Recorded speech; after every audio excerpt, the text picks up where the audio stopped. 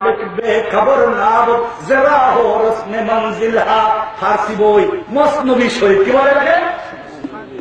এই দেশে বড় বড় বক্তা আছে, একটা বক্তার নাম বলে দেই, নুরুল ইসলাম অলিপুরি সিলেটের আছেন একজন। এই বক্তা ভৈরবে আসরের পরে যে বয়ান করলো আমার ছাত্র মুফতি ইমরান, ওর বাড়ির পাশে বিশাল সম্মেলন করেছে আমার বিরুদ্ধে। আমি বলেছি বান্দা আল্লাহর সঙ্গে মিশে যেতে পারে না। যারা এই বিশ্বাস করে বান্দা আল্লাহ বলিয়া আল্লাহর সঙ্গে মিশে যায় তারা পরিষ্কার মুসলিম, তারা মুসলিম, এদের কোনো সন্দেহ নাই। এদের পিছনে নামাজ পড়া যাবে না, এদের মেয়েকে বিয়ে করা যাবে না, এদেরকে মুসলিমদের কবরস্থানে দাফন করা যাবে না।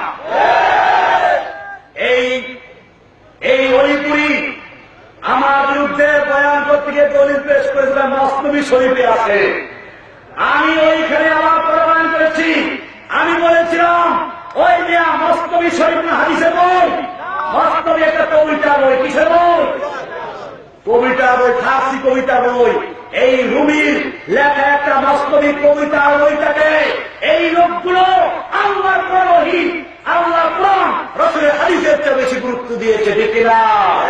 এই শব্দের যত বই সবগুলো ওই মসনবী রুমির থেকে এসেছে। ভাইরা আমার,